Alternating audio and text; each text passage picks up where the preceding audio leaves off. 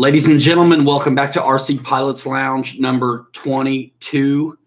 In the house after the new year. It's what, January 5th, 4th? What is it? It's the 5th. It's the 5th. And we've flown the last 2 days, and we've been able to fly every weekend over the last month. It's been nice out. Which is fantastic. Yes. Guys, thanks for filling up the room. As you show up, go ahead and give it a thumbs up. That helps feed the algorithm robot, which we know doesn't like to be hungry. Jason, what is going on? Good to see you. Wolper Tinger, Dave Kolwischke. Good to see you. Yeah, Mike's in the house. Yeah. Mike's very rarely, it seems like, able to show up. Caleb, back from New Zealand. Brian Hippie 64 is on his phone. Joshua McLean, how's it going? Gino Hernandez, good to see you guys. 22 weeks in a row of doing this show. This is fantastic. Just really trying to eke by through the winter months. Who knows what's going to happen with this show? Well, one day we're going to be out flying doing this show when it gets better weather. That's right. And we'll have some guests on here again and things like that. Paul says hello. Dave Kolwischke had a perfect day in Iowa, 55 a.m., 55 degrees and no wind. Wow. He put a bunch of flights on his A10 today. Cool. You know, yesterday we were out and there was no wind at all, and it was just phenomenal. Yeah, on the field podcast, dude. That's it. We got to get one. What's that called? Oh, we got a hot spot. We got a hot spot. Michael Sherman in the house. You know, I flew 2 days in a row, so I guarantee you I will not be able to get out tomorrow. So yeah, yesterday it wasn't very windy at all, and we got the maiden flight done on the FMS 1700 millimeter PA-18 Super Cub, which was phenomenal. And I'm super glad to be doing a prop plane right now. Those of you who don't know us any better would assume that we're jet jocks. We love the jets. They're fun because they keep us on our toes. But we love everything that flies. And it just seems like lately there hadn't been a lot of opportunity to do prop stuff. So glad to do the PA Cub. And the videos will be coming out this week on that. As soon as we get some snow or it gets to be springtime, we'll do the floats. There they are hanging up over there. They're slick. Holy man, that's big. Honestly, I've never been much on Cubs. The big Carbon Z Cub was probably the favorite Cub that I've flown until recently. That you like it too, don't you? That thing is fun. That 1700 millimeter FMS Cub. Again, we did a field. We got a lot of videos that we're going to do on that thing. And I promised you guys a build, but it was so easy to do. I did it at the field, down and dirty. So be watching out for that, like I said, in the future. But it's designed for stall operations. So it's got big 6 1/4 inch tires, articulated spring landing gear. That's right, Andrew. You're right. Super rigid construction, wing, what is it? Vortex generators on the wings. It's got lights. You'll see it in the videos. And we did unbox it a little bit last time. We, meaning me, myself, and I. Mike was MIA. A lot of acronyms tonight. But 1700 millimeter, 67 inch Cub, 4-cell power. It's my new favorite Cub. I flew It doesn't seem like a 1700 millimeter. Seems to fit in the car, no problem. And I know. It's just, yeah. When I look at it, I go, 1400. And you don't even take it. Now, I took the wings off to get it to the field. I actually set it up at the field, and you'll see that in the video. But, Mike, you haven't been taking the wings off to get it back and forth. It's right in there and ready to go, yeah. If you do take the wings off, it's very easy to transport, and you could easily 4 screws takes the horizontal off as well. My favorite Cub of all time. And I think I've flown every foamy Cub really, except maybe some of the small ones. The old FMS yellow Cub, I thought was really heavy. But this thing almost feels like the Fun Cub. It does, because it's sturdy, but it's not too heavy. I feel like the Primo thing was too heavy. Yeah. I feel like the 1400 millimeter FMS Cub, don't think it was up to the task. The landing gear was just not. I don't think it was up to the task, right? So this thing's designed for that. Ours came with floats. I don't know if they all do or not, but my favorite is Cub, actually, of all time. I'm not just saying that. So nice. 4-cell power, I think, is the best thing. You guys know I like to default to nose heavy. I flew 4000s all the way forward. At neutral, I've got some up elevator. I think you could fly 3600s, maybe even 3000s on it. Mike's going to keep this one once we're done. But yeah, I only got to fly it that first day and then 2 or 3 times today. So we flew it in a calm day and a very windy day today, and the thing was super well behaved. I think guys with experience, like advanced flyers, can have a ball with this thing. I mean, it's not a 3D airbat where you're going to like – I mean, I could hang it on a prop, but not like crazy. And the book throws are very docile. So anybody who wants to like flip a Cub around, first of all, I would say get something else. But it can do it. It can do it. Keep mind on your hinges and things like that. Guys, the chat's blowing up. We can't keep up sometimes. There's a lot of you here. Thanks for coming by. 39 folks in here, 6 minutes in. Andrew Williams in the house. Phone Boy getting some accolades. He got an F-105 for Christmas. Nice. Wesley here somewhere, maybe.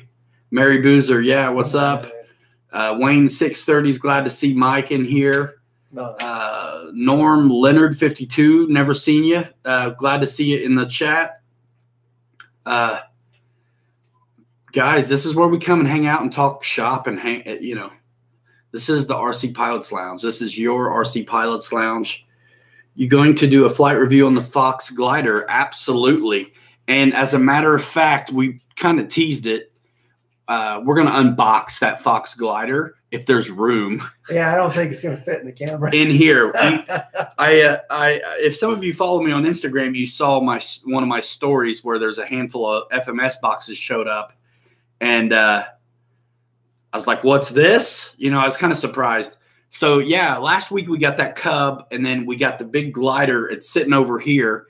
And we've got the FMS Yak reconstructed after my big stall mishap weeks ago, as a matter of fact. So I went out, shook it down, flew it today. The thing was amazing.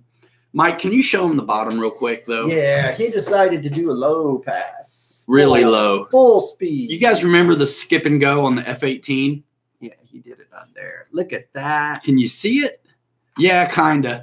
Big old smear mark. Right up there, too. Yeah.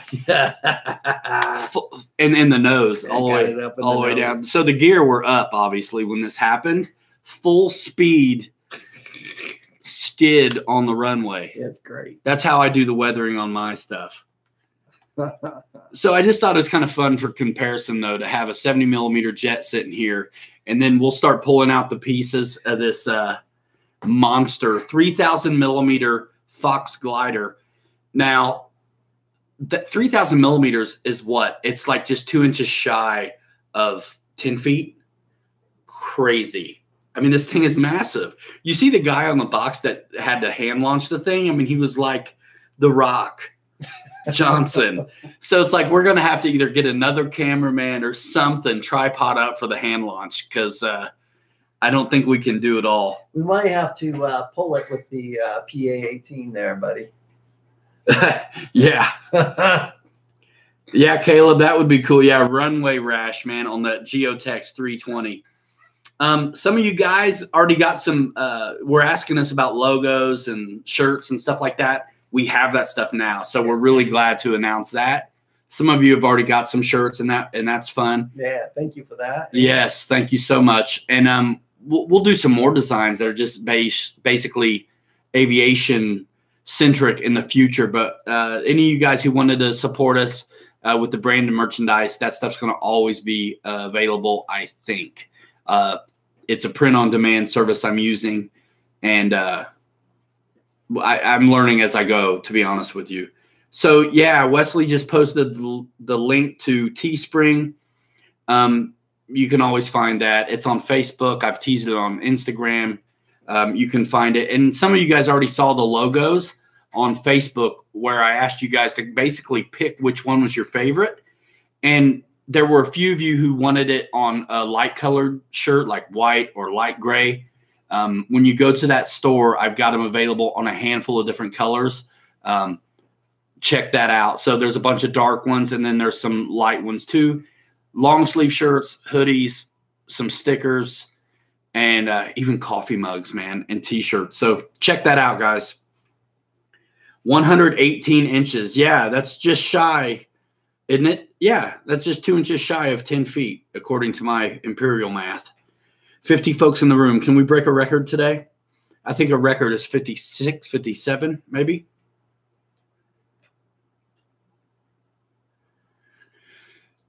All right, guys, let's help out one of our fellas. Scott Martin says, I'm having problems with my F16 70 millimeter. It wants to roll to the left, and I have it on max trim. First thing that comes to my mind is make sure your elevators are right. Does it roll more when you pull back on the stick? Or does it just do it all the time? Definitely take a good look at your elevator and make sure it's set up right. If you can't find any obvious reason there, and then you need to neutral out your trim and leave it where it's at. So you've got some, if it's still doing it, you need some, room to go.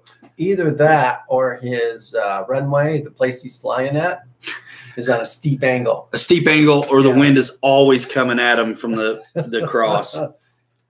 Are all the controls centered? Yeah, there's a lot that could be going on. Yeah, I was going to say, take everything back to neutral and take a look and see which one is out. There's got to be one of them that's out.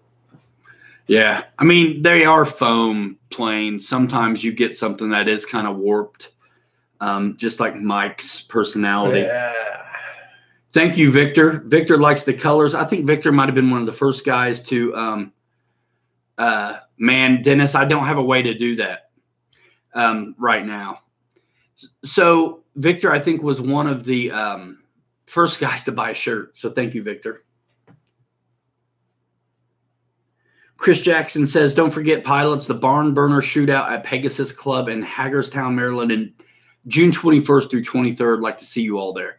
Definitely post that up on RC Pilots Lounge Facebook, and feel free to splash that around. Mike Kennedy said he had bad servos cause a roll something last weekend. David Parker says, Mom here. I think he's asking somebody. Oh, I'm here.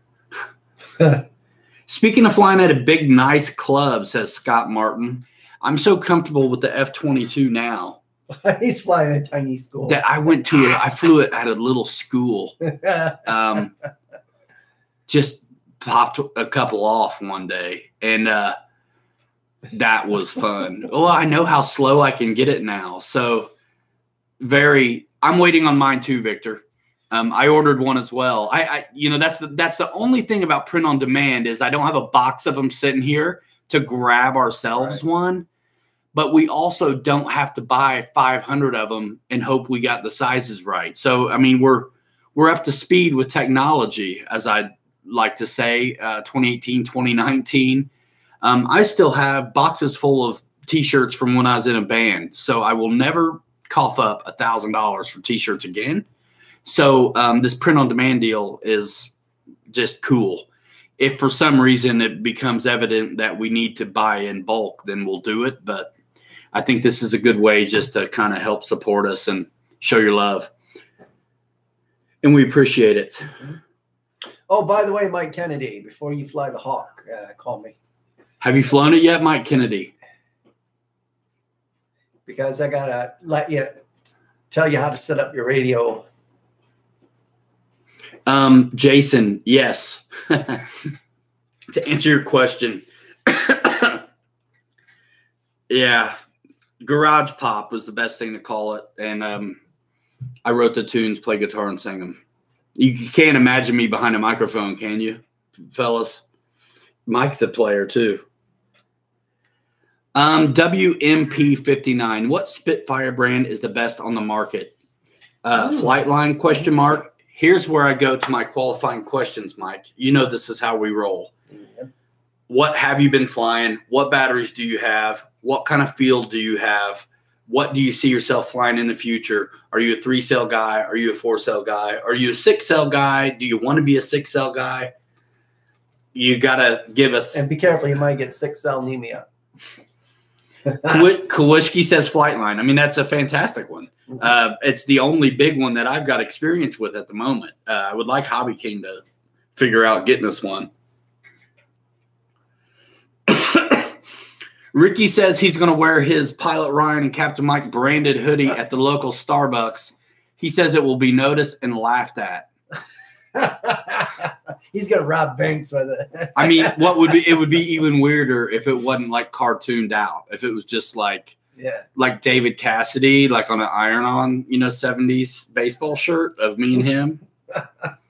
I mean, I think the guy did pretty good, to be honest with you. 57 folks in here. That's probably a record. Let's see. Where am I at? Yeah, we're going for 60. Let's see. Okay, so I got a few notes here. So I have a friend, Jason Rigney, who reached out today and was asking me about the RC Jetworks packs. I was like, they're awesome.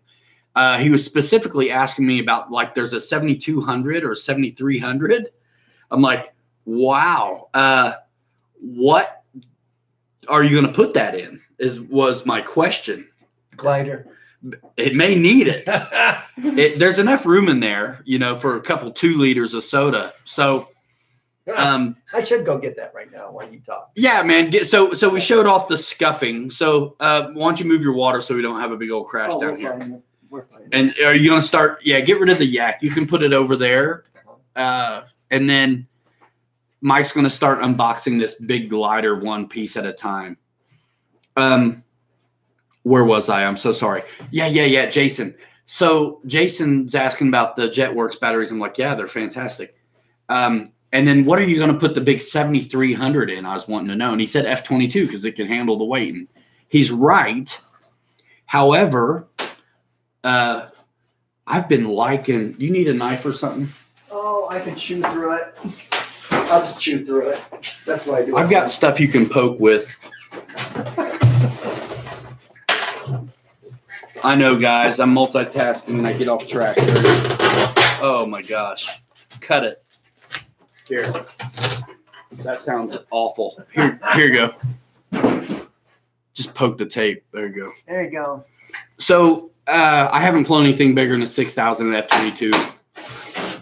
To be honest with you. And, I mean, it was fine.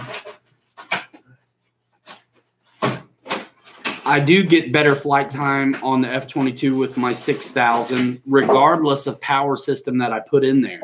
So the reason I brought up the F-22 also is because has anyone else done this? And, guys, there's starting to be so much going on in here. There's got to be a way for me to notice better. Thank you, Brian. Mike, that is so loud. I can't help it. I'm poking, man. Oh my gosh, look at that spar. Man. You pole vault with it. So has anybody put the an FMS 90 millimeter unit in a free wing plane? Need a drink. Thanks, Andrew. To answer 60 guys, and then I lost 2 right away. Hey, Gladys. So I have put an FMS 90 millimeter EDF in a free wing plane. Now, holy smokes. That's crazy. Dude. I got to finish this talk. It is not for the faint of heart. It can be done. The FMS fan, I've been really impressed with the 70 millimeter and 80 millimeter FMS planes. Getting that extra, I'm for real, like minute and a half of flight time has been a game changer for me when I thought all jet flights were going to be. I told you we weren't going to build that in here. Look at that. It's massive. I cannot wait to show that off. But dude, that is heavier than heck. Feel Hold- Can you imagine you throwing this? No, I'm telling you, I'm gonna have to run and do it for you. That's sick. That thing's amazing. Hey, do me a favor, unscrew that light bulb, will you? Oh yeah. That one. Thanks. So, okay, long story short, right? That's what she said. So, the FMS unit, the shroud is plastic. It's 12 blader. The 90 millimeters an outrunner. And I asked FMS if they ever considered doing an in-runner because I was in love with the efficiency of the 70s and 80s. And they said that they'd tested them, but the returns were not enough to go into production with it because their outrunner is so dynamite. And I got to say, it's dynamite. Watch the FMS Scorpion video. That's a FMS 90 millimeter setup in one of their planes. So I was like, well, this is cool. So let me put one in the F-22. You have to expand where the shroud sits in the plane, and the FMS shroud is also a little bit longer. So it's doable, but it's a PITA, right? And but when you're out there and you get about an extra minute or so on a 5,000 even, it's totally worth it. And it sounds mean. That is cool. So isn't that neat how that goes? It's also neat how it goes to the back of the fuselage, bro. Right. I told you it was like a smoke detector. Yeah. It was like keys in. Jack Miller was thinking about the FMS 90 millimeter in his F4. It's doable, but again, it's not easy. And you can't just shoehorn it in there because the shroud's plastic. You'll get it out around, and then it's just bad news at that point. So, but they are nice and light. They're very efficient. I'm very impressed with them. I'm getting ready to also, oh, wow, there's wheels on the wingtip too. Check that out. Holy smokes. We got them on the tail also. Yeah, and up on the fuse. Right. This thing's got more wheels than regular planes, and it's a glider. Look at this wing, man. Isn't that crazy? This is... Here, take this over your side. Holy smokes. I'm going to Okay. grab this one. Oh, my gosh. Are you kidding me? This thing It won't fit in here, I'm telling you. No. Oh, dude. And we got to throw this. I'm telling you, I got to run. I'm going to have to run both hands. Guys, this thing is massive. Oh, my goodness. You know, rumor has it, and I've got some more research to do. This is on the floor, man. That's crazy, Michael. Golly. Yeah, the tail section is dynamite, Brian. Rumor has it, too, CG's hard to hit on this one. I'm not surprised by that, but this thing is, look at these little clicks here for releasing it, apparently. Mike's going to do more of an official build on this at the studio at his house. Mike, take this burden from me. Oh, my gosh, look at the fuse. Set it. It's like do you need help? it's like a gigantic fish. Holy smokes, man. Ah, dude. Here, I'll take Here, the wing take here. that wing. Holy mackerel. Man, oh, man, oh, man, oh.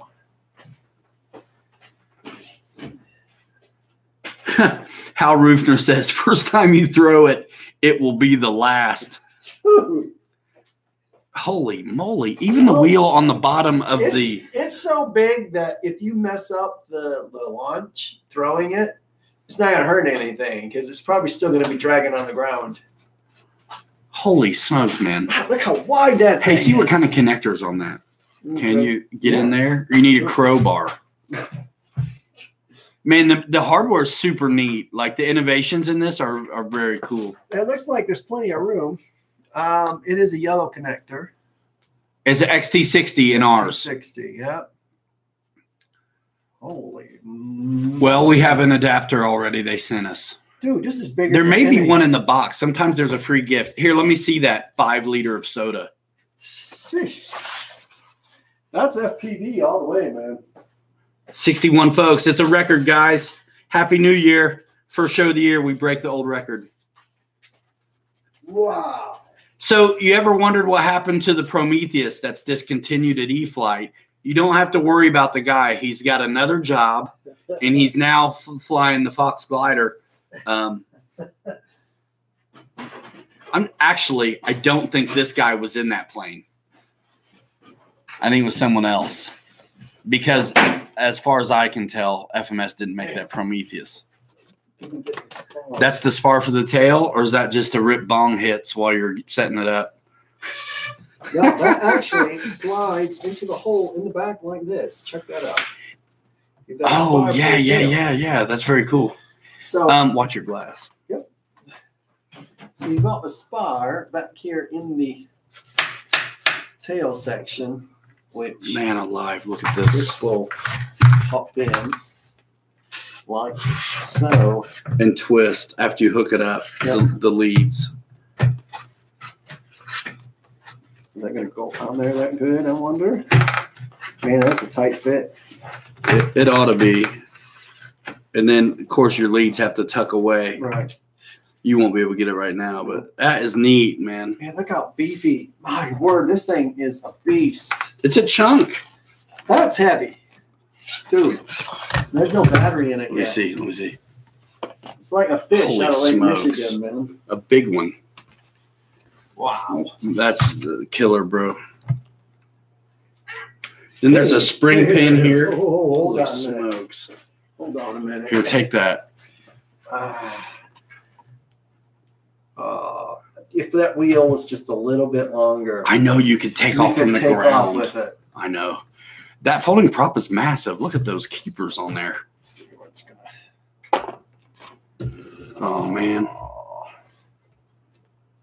I'm telling you, that's why they had Dwayne "The Rock" Johnson hand launching it on the box. It's truth in advertising. You got to be a big man to get it. I'll get it for you. I'm telling you, we're going to have to tripod the hand launch, and they'll come grab the camera or something. Wow.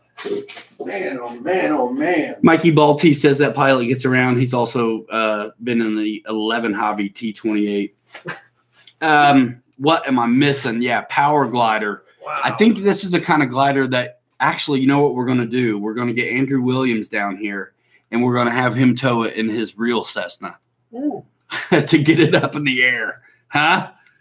How about that? Dave's RC says that's why there are no ARF F-22s left, because all the foam was used to make this glider.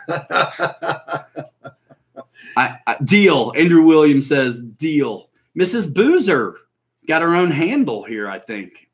62, what's up? Everybody saying hi. Man, that is a massive bird. So, yeah, we'll get this thing out here as soon as we get a chance. We're going to have the big Cub videos coming out this week, as well as more things in the queue we've just got to get worked through. But we're like you guys, where we hold down the regular job as well. So, yeah, Dave, that's a good question. Dave Kowalski wants to ask Andrew Williams which Cessna he has. Kowalski has a 182, he says. Huh. Mikey says box it up and send it to him. Well, no. Heck, we could fly it there. Yeah, fly it there. Frost-covered canopy. Paul, are you talking about Instagram, man? We flew last night, and there was actually – I had Mike come de-ice my Hawk for me because there was for real frost on the windshield, and I flew it at dark right before we you did it again tonight. Packed up. Yeah, I did. Andrew has a 66 Cessna 150G. Ooh, nice. Says Kowalski could do circles around him with his 182. Yo, Wayne 630. Turn that prop about 20 degrees. It's covering a logo I want to see. How about it's covering Mike up? What's going on? Andrew, yeah, man, that is my jacket over there, my old one. I don't think it fits anymore. It didn't fit then. I just gave one away, Mr. Ryan. Caleb Teal says he used a high start to launch it in the air, and it works great for him. Patrick says you'll need a 100cc Cub to pull that thing up. That thing's heavy. What is the poundage on this thing? I don't know, man. What's the book say? It's going to probably tell you in grams. 78 kilos. Dave Kowalski wants to know about the airplane stand. Well, this is the cruise-in stand, available at cruisein.com, and hopefully someone will drop a link in the chat here. It will be in the description of the replay later. When this video is done in the live, it will exist as a regular video. Not going to fit after you hand launch that Fox glider 20 times. I'm going to be ripped. We'll have one big, huge, massive arm, and the other one's going to be normal size. Joshua McLean says, tow it with your car. We need to get the grandma from Dukes of Hazzard with her dirt bike to do it. What size is that prop? It will tell us in the book. Mike didn't bring his glasses. I didn't bring glasses. He told me to bring them. I was already on It's big. If you find the specs, I'll read them. It's usually in the first page or so. Oh, cool. Hey, Lori Boozer says she's got a room full of people in Florida checking out the chat right now, hanging out live in the Pilot's Lounge. It's got wingspan. It doesn't say prop yet. It probably does on the box, man.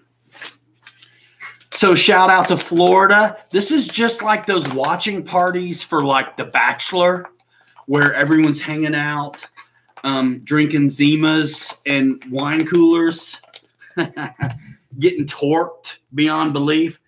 John Zen, what's going on? Thanks for posting the link. Let's see. Prop. It calls for a 5006S battery, but I am, again, hearing it's not enough. It may be on the box. If not, it's online somewhere. So, don't know. Yeah, guys, check out Mary Boozer's RC. I haven't had a chance to this week. It's been crazy. Holidays, everybody. What do you say? Are you doing Christmas right now, Boozer? Yeah. Christmas at the Boozers with the Pilot Lounge. That's fantastic. You guys were out like golfing last weekend. Chasing boar. Chasing boar. That's Dennis Farley. Oh, right. He's got one of his people drew up a hanger rats picture, which looks pretty cool. And I think we'll get a few more of those, and then we'll maybe let you guys pick what you think is your favorite on like the Facebook group or something. Hanger rats, by the way, is a name. Was it Michael Sherman? Who came up with that for you all? I hope no one's offended by it, by the way. 64 people in the room, 18 thumbs up. Do the math. Something's wrong here. 8S power plant. That's funny. It was you, Michael Sherman. I thought it was you. Zimas. Yeah, Gladys. Hey, Gladys, how's the flying going? You've been getting some stick time on the T-28? Hey, Mike, did we not use this stand at the field to completely field dress the Cub? No, we didn't. We used road bar. I'm teasing. Yeah. He's lying. We totally used it. Andrew likes hanger rats. That's cool. I'm going to do like a logo contest or something. The logo that wins, I'm flying by the seat of my pants. Get it? Okay.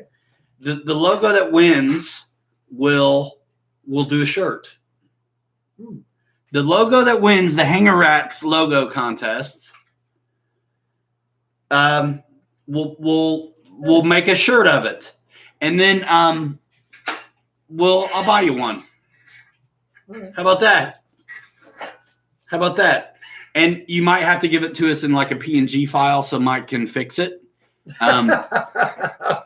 so we can get it to the shirt people. Mike says the prop is a 15 by 7.5. Cool, man. Yeah, we just came up with that giveaway right now. So obviously there's no details because I just made it up. Pork Palace. Sounds delicious to me. So did anybody answer my question earlier? It was hard. It's hard to see. Hal Roofner, thank you for loving the F-22 vids. I'd like to do at least one more with the FMS unit in there because it's impressive For best cheap stock upgrade, if you're willing to do the work, hands down, FMS 90 millimeter setup. I'm getting ready to work up some more expensive upgrades from RC Jetworks, but they're we're going to find out if they're a drop-in. I left my F4 alone. I was going to put FMS 90 millimeter setup in my F4 as well, but I haven't started grinding away in there to fit one yet. So it's still as it was designed to fit the free wing shroud. The idea being with the new JP stuff that he's got at rcjetworks.com, we're going to see what it takes to get it done. Is it a drop-in fit? That'd be fantastic. Honestly, it'd be worth the extra money to me to not have to hone it out. I mean, it's kind of hard. I mean, just imagine this. Okay, the shroud's too big and it's too long. The too long part's easy to fix. The too big in diameter, though, that's kind of rough because you have an intake lip and you're working down in the fuse. I had a roll of masking tape and I wrapped some sandpaper around it and turned it, until I got it right, which was a big deal. And before you can even start that job, those wood tabs that you screw to are in the way. So you got to Dremel that off or pop them out. I didn't think I could pop them out on the F-22 because it looked like they were in between foam pieces.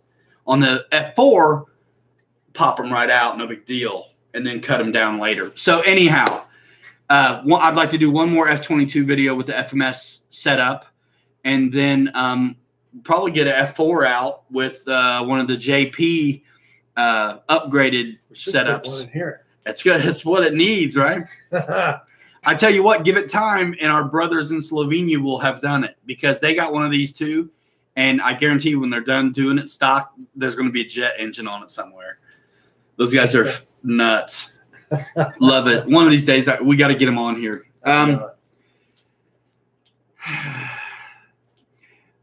Andrew Williams is curious if the RC Geek center burners fit these FMS 90 millimeter. I'm going to correct you. EDF setups. FMS doesn't have a 90 millimeter in runner. Their 70s and 80s are in runner, and they're fantastic. Their 90 millimeter out runner was so fantastic compared to their in runner they designed that they decided not to make an in runner. And that's word from the top over there. 10 cell F-22. Yeah, you guys, do you like going fast with your F-22 or do you like that slow flight and the maneuverability? Man, there's been some sweet mods done on vectoring and lights. Very, very cool. Would you sell the F-22 with the FMS EDF? What, mine, Dave? I don't want to get rid of it. To be able to fly a big monster 90 millimeter jet in a school parking lot, I'm totally into it, dude. I put a Hobby Eagle gyro in it, and I got it cranked up where it won't oscillate at full speed, but it is locked in. What's up, Mav Pro? Every A, take a shot. Do they do that? RC Weaven, Josh Weaver says, put an FMS 90s power system on each wingtip of the glider here. Will the JP stuff perform similar to the FMS 90? Jason Rigney wants to know. No problem, Andrew. Don't know yet. Can't wait to find out. Again, so impressed with the FMS stuff, but I do like the idea of the JP being a metal shroud, so I don't have to worry about being perfect, honing out the compartment. Chris Jackson wants to know, he says this, and I'm going to set him straight too. Jason Rigney, to answer your question, it's the A3L. Simple. Andrew Williams, loving the F-16 from E-Flight / FMS with the AS3X. Chris Jackson, Ryan, are you going to get creative again like the older videos with the little man you had walking around on the plains? I will say no to that question, mainly because it's Howard Hughes over here is the reason why any of that happened.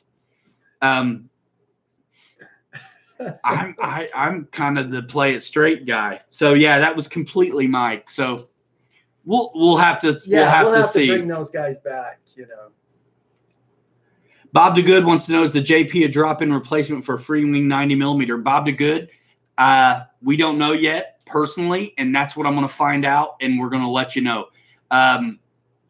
We're doing a collaboration with RC Jetworks, and we're going to make videos of the JP stuff, how it fits, if it fits without any modifications, if it's a drop-in fit, all that kind of information. We're going to let you know, because we know that's why you come here, and we want to let you know.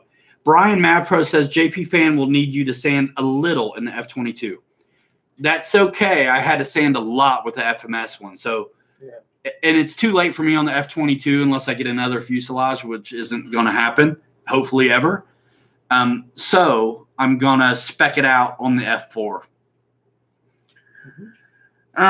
Let's see. Matthew Coleman wants to know what would be a better setup for the Avanti, or should I leave it as is? Man, it's hard. It's kind of hard to tell if it's going to be an in-runner maybe. An in-runner might get you some more flight time, but the Avanti is so bloody perfect already. Yep. It depends on if you just like tinkering or not. You know, the Avanti's a fantastic flyer. I do just love the idea of getting a longer flight time. Mm-hmm. You know, with the 9-blade efficiency of the newer free wing units. The BAE Hawk, man, we're getting some time on that baby. I'm blown away. And I land. I mean, I feel bad saying 5 minutes when I'm talking about a jet, because I feel like you guys are like, yeah, right, no way. But it's true. And I'm landing and checking the cells, and they're like 3.75, sometimes 3.8s if I'm just taking it easy. But I can rip it up for, let's be conservative, say 4.5. Yeah. And I'm still looking good on the batteries. Nathan Johnson, E-Flight F-16 yet? Nope. Tell Horizon to send us one. See you later, Jason. Catch you next time. Let's see. Fred Barron just got the FMS 1400 millimeter P-40 Warhawk built and is looking forward to the maiden. It's a fantastic that thing flies plane. Great. That flies almost like it has a gyro in it. It's settled. It just feels right all the time, locked in. I feel the same way about the FMS BAE Hawk too. It feels really good always. Hal Rufner, Flightline 1600 millimeter birdcage Corsair opinion. My opinion, I cast with my wallet when they announced it. We're going to do one. I bought one. So, yeah, I'm into it. I'm into it. It's been a long time since the market's had a Corsair, and they've all been, ironically enough, they've all been that same 301, like FUA 4 or something, 4-bladed prop. It's got the ducting on the cowl. None of the old school 3-bladers, or like with that round cowl, which is very iconic and early. I think it's super fantastic that they offered the birdcage and the regular bubble D, canopy on that Corsair to make customization just fantastic. As far as accessibility to schemes you want to do. I bought the birdcage one because there just hadn't been one, and I'm so tired of that dark blue, I could puke. So, yeah, but funny about that Corsair, right? So the 301's been released as an 800 millimeter, 1100 millimeter, 1200 millimeter, 1400 millimeter, 1700 millimeter. Do the 800 do? I said that, I think. Oh, okay. 8, 11, 12, 14, and 17. And there's been some other ones intermingled in there from other companies with slightly different schemes. But 5 301 dark blue Corsairs. It was time to do a birdcage. So on that one. Yep.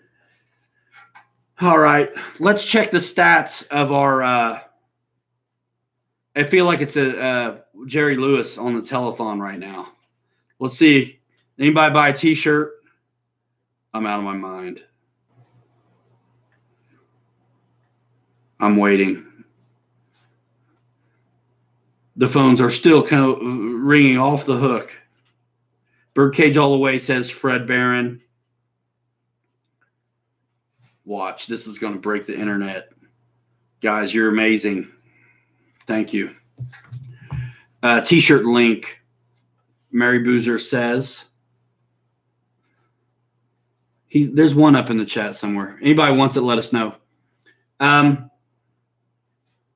Let's see. What am I missing here?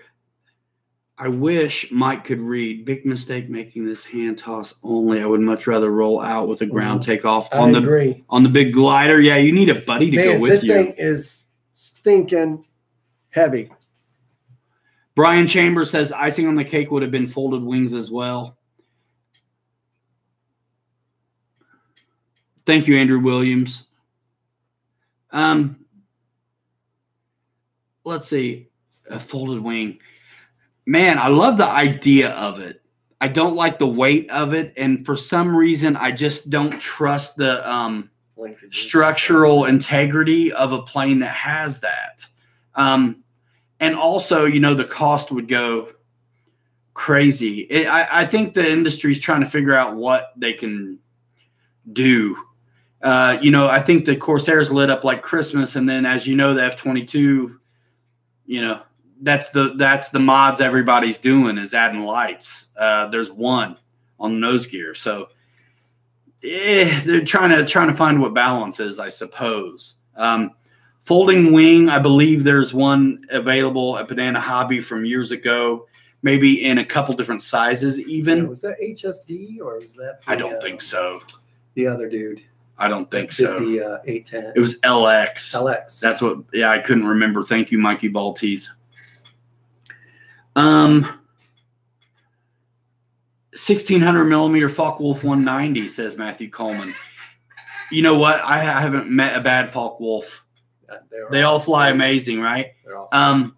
Make it fast if you do. Ricky, well, you get a lot of emails, you say. That's funny. Thank you, Mary Boozer.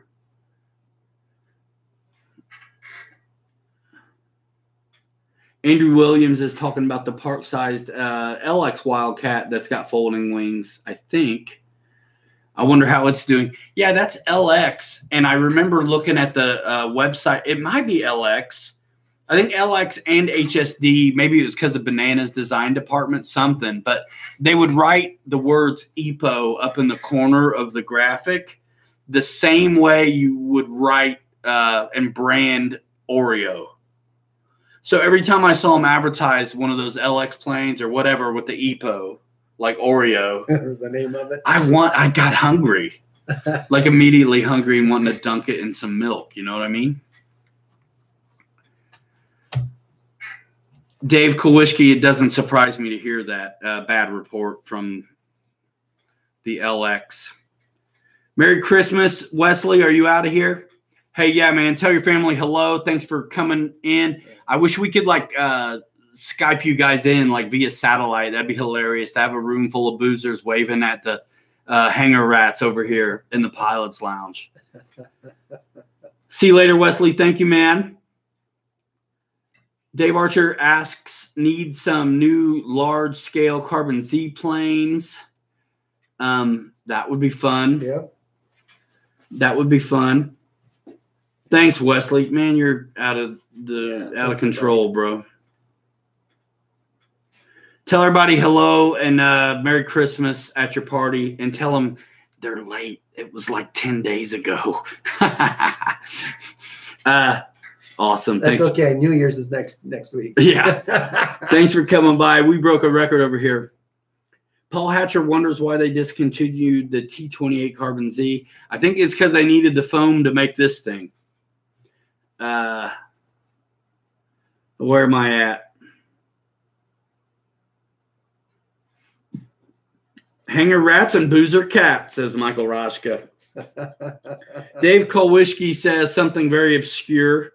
A Carbon Z Glob Swift. And Mike would know the obscure thing for sure. You're right on it. Yeah.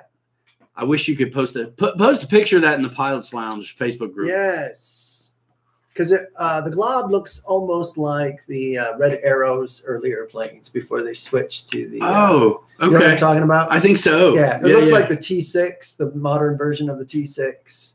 Okay. A little more Europeanish and bubblish there. Yeah. Not like that Toscano thing. Kind of, yes. Yes. It's almost like the FMS plane that came out, that red one. The Glob kind of looks like that. Yeah, I know what you mean. What is it, PC-21 or something? Yeah. That would be sweet. Michael Sherman says he had a T-28, crappy hardware, missed the target as that could have been really good. Yeah, ironically, like at the same time of that release was a more scale 48-inch one, right? With a 3-bladed prop and more scale bits, I think, on the landing gear. My thing on that big T-28, and I don't think I ever would have got rid of it if it had suspension. I think that big, awesome plane, and then you got the shopping cart stutter on the ground just drove me nuts.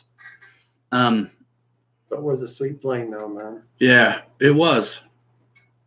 Almost, you know what? There's a thing with foam where I think they can be almost too lightly loaded. I didn't enjoy the 1700 millimeter Thunderbolt.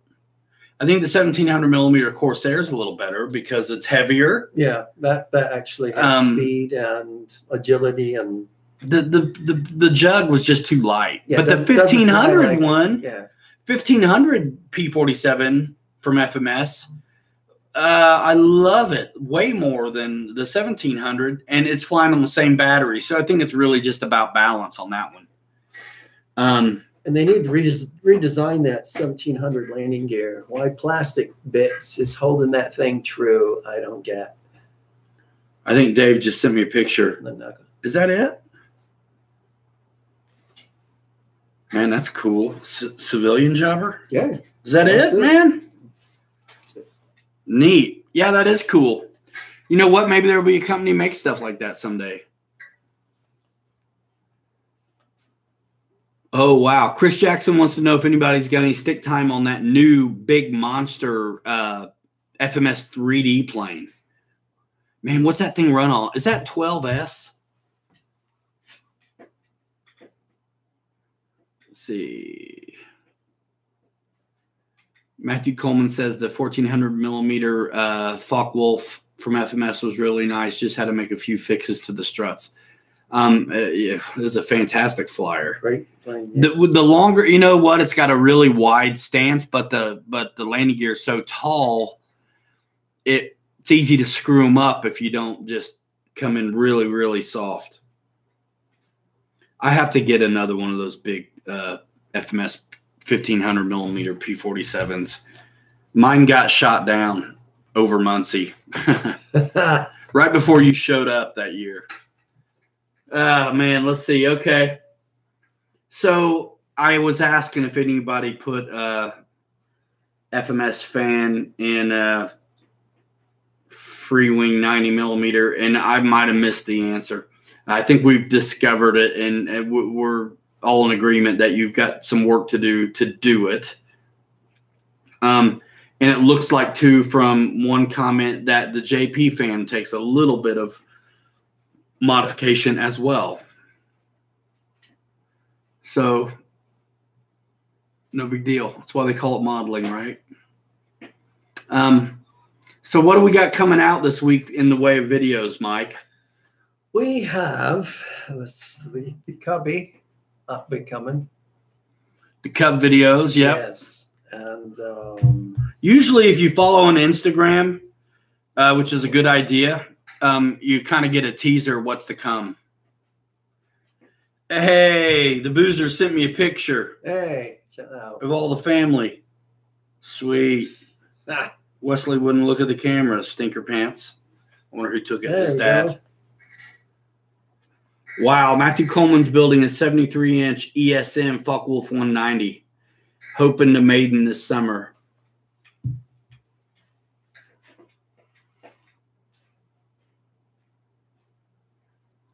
John, which crash video are we talking about?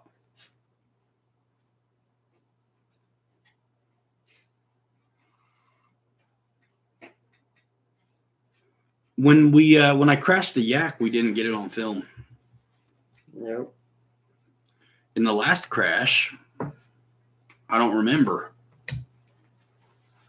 I did want to show that my F4 crashed, but I couldn't find it. Yeah, John, I think that's the one. I was wanting to get that I can't find it. Mike and I both have looked for it. I'm blaming Windows 10 and the Obama presidency for that one. Like everybody else.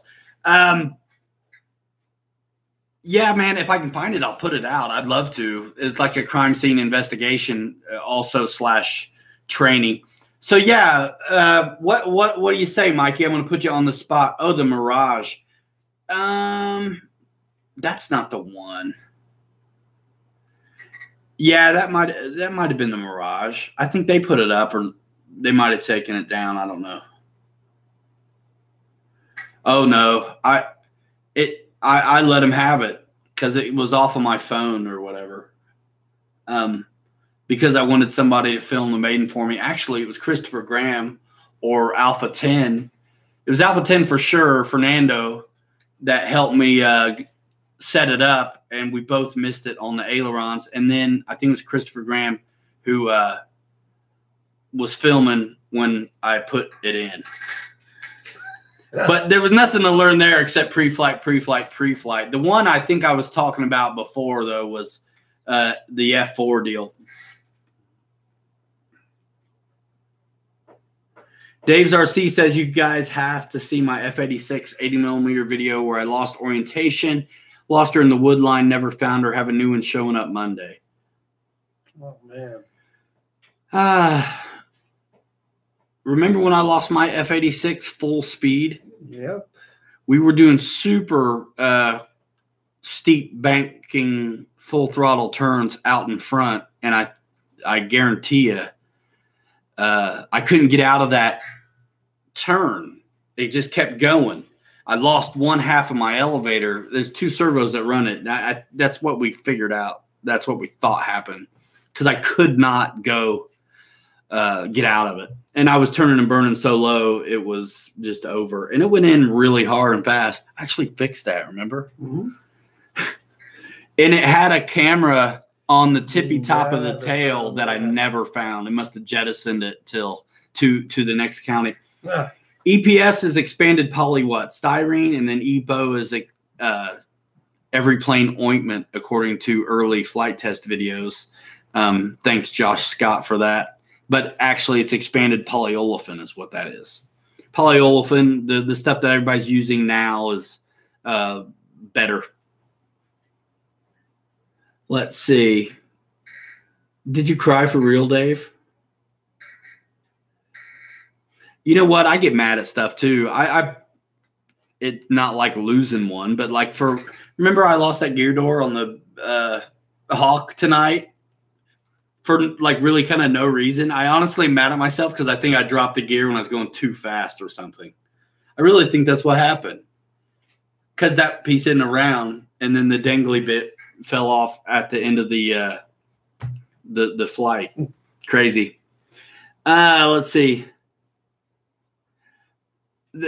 So Josh Flyboy 007 says, how good is the big glider? I missed it if you already mentioned it. It's big, and we don't know yet, but it ought to fly amazing once you can get it up. Yeah, you're going to need about 12 people to throw it. Andrew Williams says you got to watch those dangly bits. That's what she said. Knew that one was coming. WMP59 says, remember the Telemaster by Hobby Lobby. 1 million ribs. Guys, I can't wait to see some of that kind of building as well. I know Wesley's dad, Papa Boozer, old school. And so he's got a lot of knowledge. And I think their aim is to also do some massive, thanks, Andrew, do some massive conversions of some of these old wood kits into electric. And, we got to keep that skill alive. I know not all of us have time for that, but it's definitely an art that should not die. John Zinn, thank you, man. Everybody, I hope you took advantage of the code last week for the Cruise In stand. You could get free shipping if you were in the continental U.S. I think that is over now. Brian Chambers, I got one set of props as far as I know, unless there's some gift floating around in the box on the glider. Dave Kwischke says he's buffering. Let me go see what came in that box. Hope it's the best year ever for RC, says John. Dennis says goodbye, John and Gladys. Keep the white side down, Gladys. Andrew said he had to reload, refresh, all as well. If you're leaving, give it a thumbs up on your way out, unless you just hate us. And then if you hate us, I'd wonder what you're doing here. Yeah, anyway. And then come back and visit us next week. Yeah, and if you do hate us, we'll see you next week. And make sure you stop by the Amazon store and get a T-shirt. There are no more bits and pieces. No more bits and pieces. You are. That's about it. I still think it's funny. The shipping container is the same material as the actual item that is being shipped. Oh, I know, right? John, let's see. The Fred Barron got the plane cover with the Warhawk. Where'd you get the Warhawk from?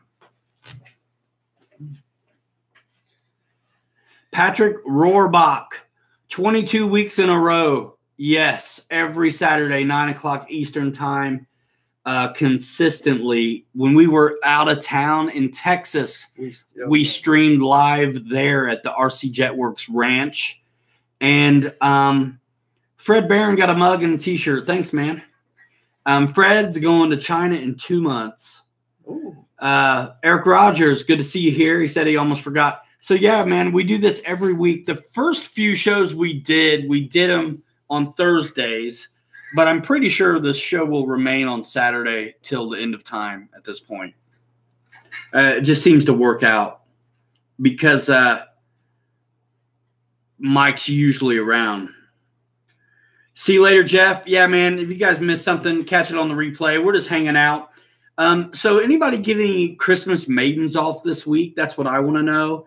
And do you have any questions? Wow, I didn't even know we were at an hour. So I always say this, guys, but I'm going to try. 45 minutes. Don't worry about it, man. I'm going to call it 10 to 15, but who knows? 45. Yeah. WMP 59 says he did his maiden on 10 rolls of Monocoat. Ricky the Photon Dexter says Saturday is better. I think so too. It's kind of nice too because I can let my hair down. You know what I mean? I don't have to work tomorrow and stuff like that. What's awesome is that we're sometimes able to get out and fly. The last 2, 3, maybe 4, or even Saturdays in a row, like I flew before the show, which I just get completely jacked for. And again, get on the RC. What are we called? RC Pilots Lounge Facebook group and the Pilot Ryan and Captain Mike Facebook page. If you don't do Instagram, because you'll see a lot of those posts, they cross post to the Facebook page. So if you're not willing to do Instagram, then you can see it on the Facebook page as well. Obviously, YouTube is really where we want you to be, but we'll go wherever you are. And we have fun engaging with you guys no matter how you get to us. A lot of guys reach out through Messenger. A lot of guys reach out through the comment section of the YouTube videos, and even some in direct message via Instagram. What I miss? 2 months. Yeah, I had some parts come that took forever too. And Fred's talking about how long it took him to get his P40 from China. It's a little bit about the time of the year. I think you don't order around Christmas and you get it a lot faster. There was some stuff that sat around. I could tell it had shipped a while ago, but it sat around for it finally was stamped again to get on its way. As far as that little yak goes, I ordered the parts right away after I smashed it up, and they just got here. So crazy. Did you like the SU-35 at all? Who's that question for, Ricky? Mike? What is that SU you have? 35. Is that a 35? Yeah. That thing's fantastic. Yeah, if he's asking about free wing, man, that thing. It's EPS is the only downfall, right? It is, yes. It's brittle, but that kind of works to its advantage, and that thrust vectoring is Paige. Thanks, man. Thank you. Incredible. I love it. The one thing you'll have to do, though, is on that nose wheel and the hole inside pocket, I would take aluminum tape, that sticky stuff, just layer it all inside the pocket a lot, because it is so brittle in there that one bad landing, you can really damage that foam and never have that glued in. Let's put it into perspective for them, shall we? How many SU-35s have you had? 4.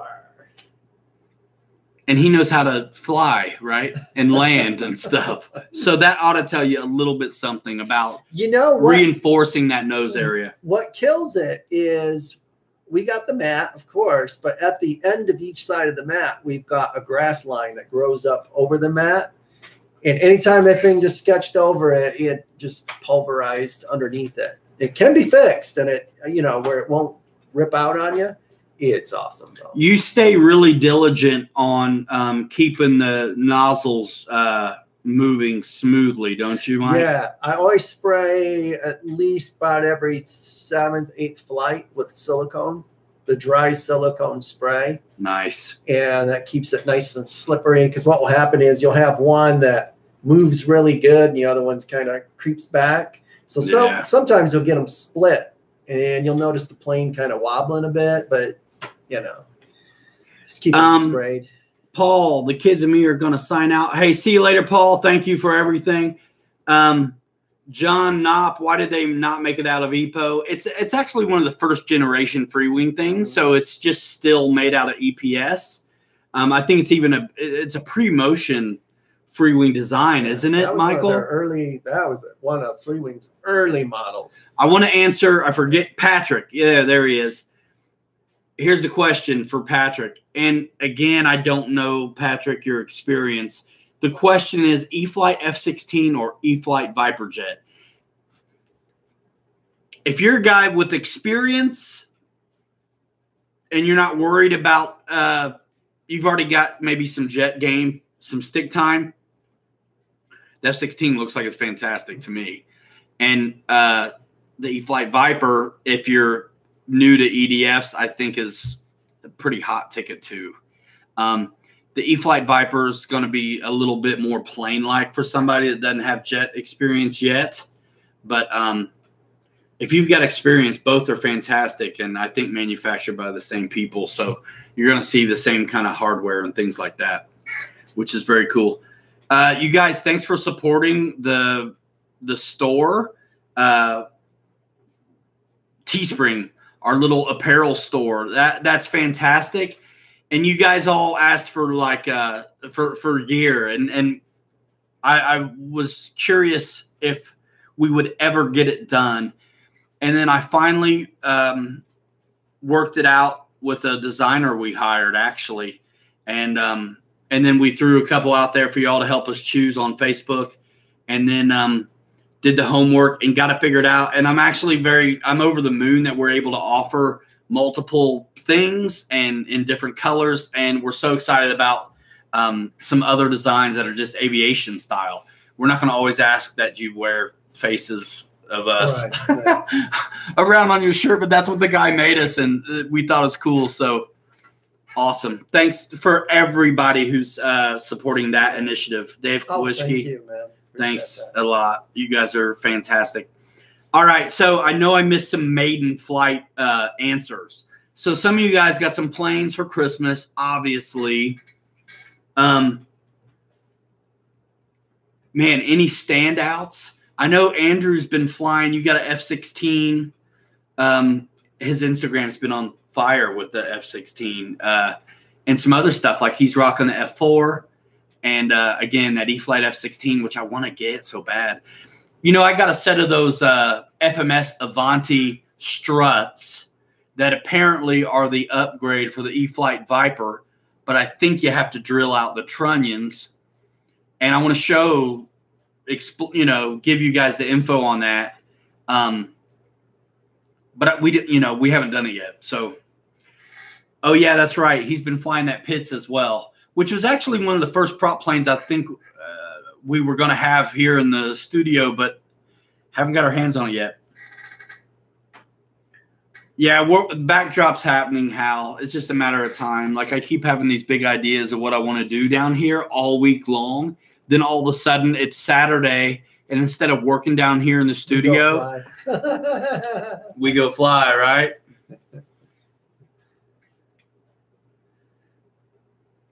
Eric Rogers says Skip got the E-flite F16 and has some videos he posted today. That's awesome. I think that E-flite F16, there's probably a lot you can find on that one. Mm-hmm. Tips on hand launching Stinger 64 millimeter. Give it a 2 millimeters of up trim and throw it like you want to get a 30 to 40 yard gain. Right? Yeah, that's about right. If he gets tackled the minute he catches it, you want him to have gotten 30 yards. Throw it hard. Did we ever take that off from a standstill? I know we skip and go to in Muncie. Yeah. And that was 3S. We never flew the 4S Stinger 64.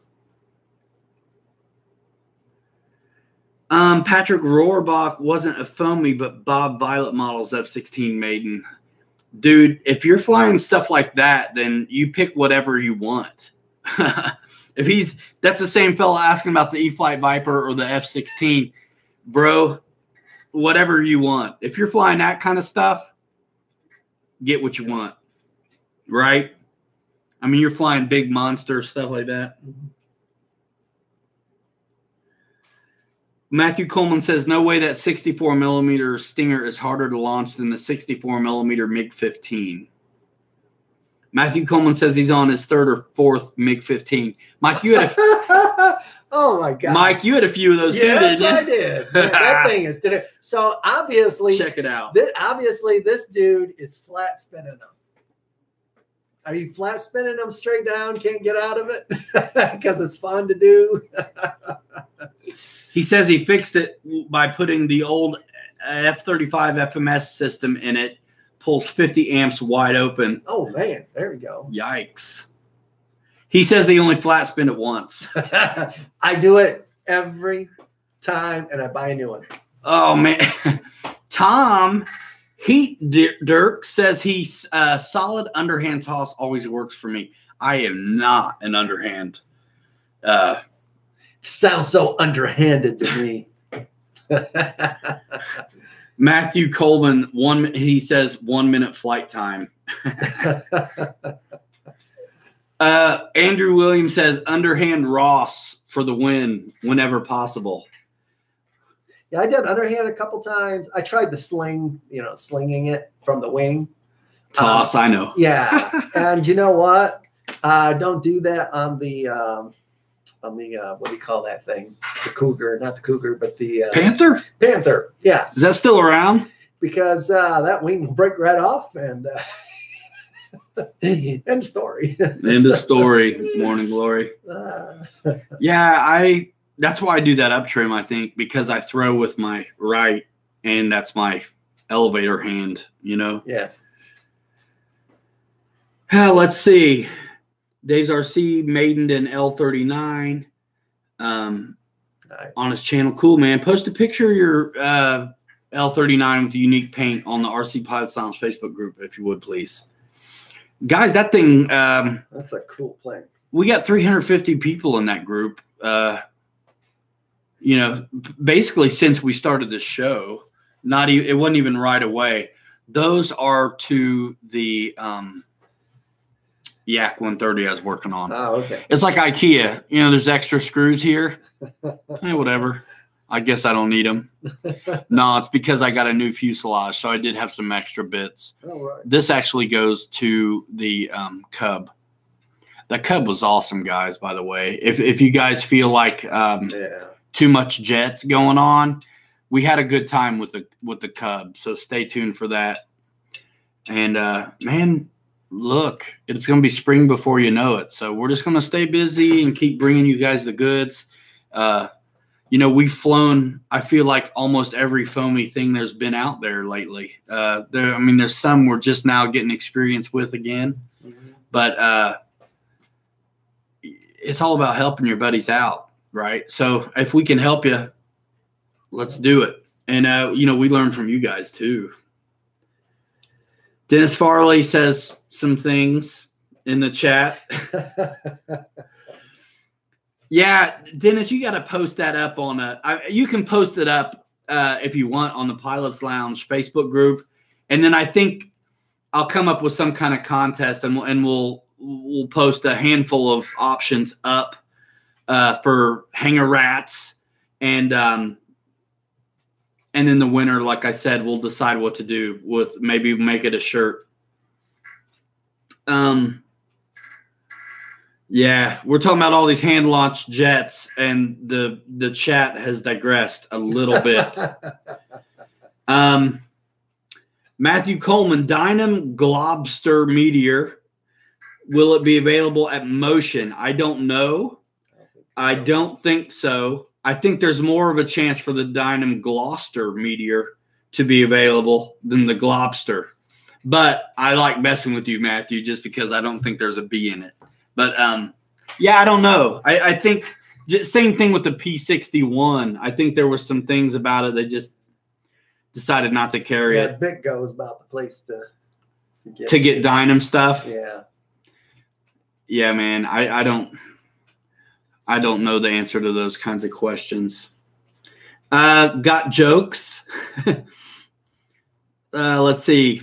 Guys, we love hanging out. I look forward to this thing every week. I can't believe it. What is that, 5.5 months of doing this show weekly? Mike's made it to like 2 of them. I'm kidding. 3. Yeah. So Dave Kolwischke had a hard time, he says, with the 105 hand launching it. Hal Rufner says, let the Globster rest in peace. Many pieces. Andrew says, just so glad to finally get to catch one again. What, the show, man? I think so, man. We missed you, bro. Globster. To catch a Globster? Yeah. He got it from the toilet seat. Frank Zappa. Crazy. The lobster Globster. It would be neat. Actually, I think, I hate to speak for him, but I think Tired Iron George Baker got one of those Globster lobsters, and it's getting a complete makeover to be reliable. So cool, Andrew. I thought that's what you meant. I was picking up what you were putting down. So Mary Boozer's not here right now, but if you're not subbed to him, check him out. He's a heck of a supporter, and he's getting going on this thing, and it's a family affair. It's amazing, and I think that's really cool. And a lot of us have probably started from that mindset ourselves. So him and his dad are flying and video taping. What year is this? 84. Taking video of their flights and their adventures in Florida, and they're always able to get out there and do it, I think. So check out Mary Boozer's RC YouTube channel. And, man, he's not afraid to ham it up a little bit. Mike, you need to check it out if you haven't, because he's had Steve Irwin on the show, you know, the crocodile hunter guy or whatever. and I mean, they're doing some – I think one of the last videos they put up was about alien sightings over, like, Webster, Florida. So they're out in the – I mean, it's like Blair Witch Project, but it's like a timber with lights or something. I don't know. Anyway, good times. Support all your peeps. You know, Andrew Williams on Instagram, too. If you guys are on Instagram, Andrew Williams' Instagram is on fire. I love it. Because he's either flying models or real planes or hanging out with his guitar, dog, or wife. doing fantastic things. 100% American apple pie. Love it. The swamp gas is getting to Wesley, says Dennis Farley. That's why he's going so nuts. John Knopp wants to know, what do you recommend for a video camera? Let's ask John Knopp. How much money do you want to spend? What kind of budget are you talking about? You know what? Check out Mary Boozer's RC YouTube channel. He's filming with a cheaper camera. It's a Canon Vixia, which he actually got through our Amazon store, which is so cool. And it seems to do pretty good. I think every camera you get is going to hunt for focus when different light changes. It's almost inevitable. Mike and I have used a various array of different cameras, mostly pseudo expensive, and there's definitely a learning curve. So if you're not interested in like becoming a photo guru, a video guru, then stick with something that's going to give you decent results without having a steep learning curve. We're using a Sony A7 III, which is dynamite. It's dynamite, and we're saving up to get a zoom lens. Yeah. But we've had a lot of different ones. I actually have a couple different cameras on the store, so check them out. Yeah. The Canon, back a few years ago, we were using the camera XA30. The problem with that one is it's a good camera, but it only goes to f8. We're like the Sony, we're shooting at f22, which puts everything in focus. And way before that, we were doing the DSLRs from Canon, which were 60 and the 70D, and we were still shooting around 20 to 22 f-stop. So just for a point of reference, though, Mike was always shooting in manual. Yeah. So again, not for the faint of heart. Those are DSLRs, the 60D and the 70D. Mike was, one of the only guys I know who would ever endeavor to actually learn it and figure out how to shoot these things in manual. Multiple rigs and experimentation. You don't start out just knowing how to do this stuff. Right. That was, your thumbs and fingers are going to be busy during filming. So yeah, John, it really depends how fancy you want to get. But I'd say the easiest camera so far to run was the A7 III by Sony. Definitely. Was that easy? That's the easiest one we got, yeah. And that's a DSLR as well. That's DSLR, yeah. But it shoots fantastic video. Yeah. And you're with the standard shorty lens? I'm with a kit lens of 80 millimeters. That's why it's kind of small in times lately compared to what I used to shoot, where we were right up its butt all the time. Yeah. But I zoom a lot in post. Yeah, I think, with the right lens, that's going to be an amazing camera. So Andrew Williams says for 2000, he hopes so, that it's good. Yeah. I'm sure that's what he's talking about. Patrick wants to know if we will see some airliner EDFs in the future. That'd be cool. Yeah, the market has to dictate. I think there's a big miss on those, and also we don't get any bipes. Like, there's no World War I stuff really. Every now and then somebody's doing a kit on a tridecker or something. Mm-hmm. But as far as the foam market goes, there's never a run on biplanes. I'd like to see, let's get really fancy. How about some sesquiplanes?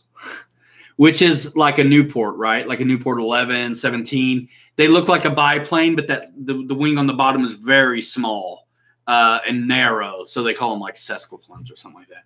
Anyway, those are cool. And I'd like to see you never see these, the Hawker biplanes. Yeah. So this is this weird time frame between like World War I and World War II. And when you look at these things, you see the relationship and the character traits of what later became the Hurricane. You know what I mean? Yep. With what are they called? Is it a heart? And there's like a demon, but they're biplanes that tricked out. I've said this before, not that long ago. Lots of scale bits and fidelity that could really just put them over the edge. They've got spinners on them. They've got inline engines, and they look for a biplane. They're not that big, draggy looking radial you're kind of used to seeing. They're very slick for biplanes, and those are like the Hawker family. That'd be cool to see. But again, I mean, it's kind of obscure. So do you think you ever will? Maybe not.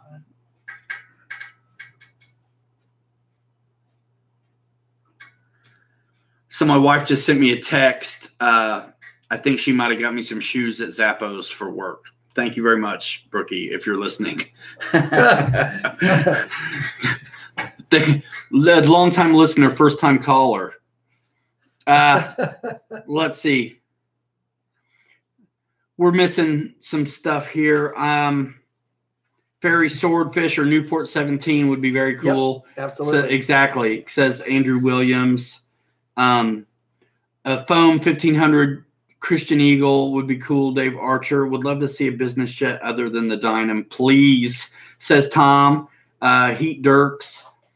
Fred Barron says Captain Mike is awesome at videoing. I agree. Thank you for saying so. Mike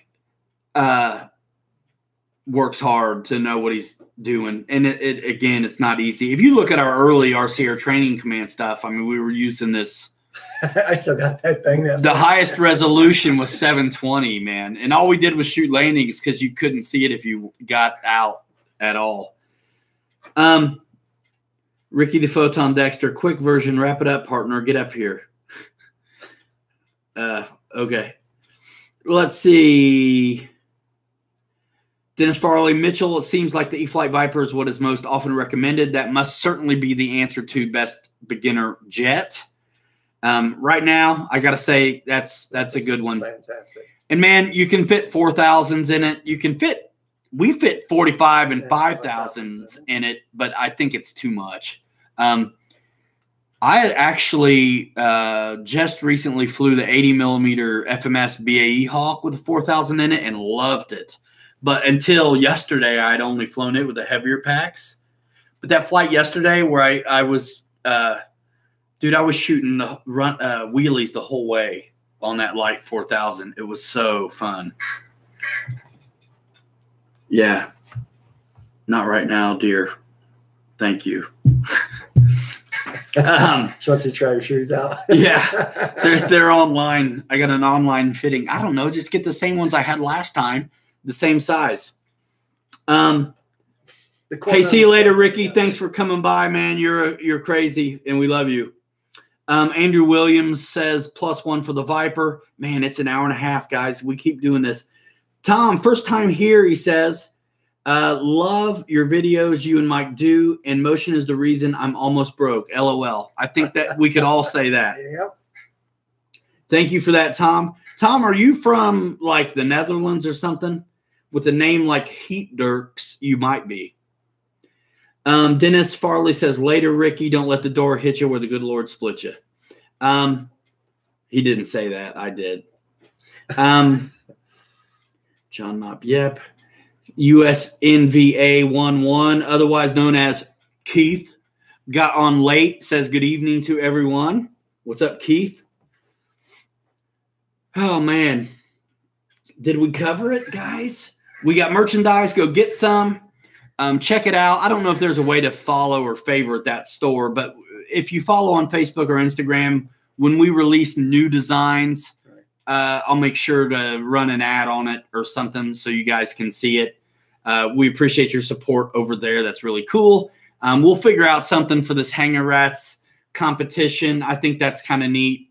We'll let you guys design up something for Hanger Rats, Hanger Rat Pack. I think it was something Dennis said earlier. So that's kind of cool. Give me Frank, Dean, Sammy, Joey Bishop, but like rats instead in suits, but also with headgear on to fly airplanes. It gets confusing. Yeah. Tom says, I nailed the name perfectly. I live in Holland, from Dutch descendants. Cool, man. You should hang one up on the background. I will.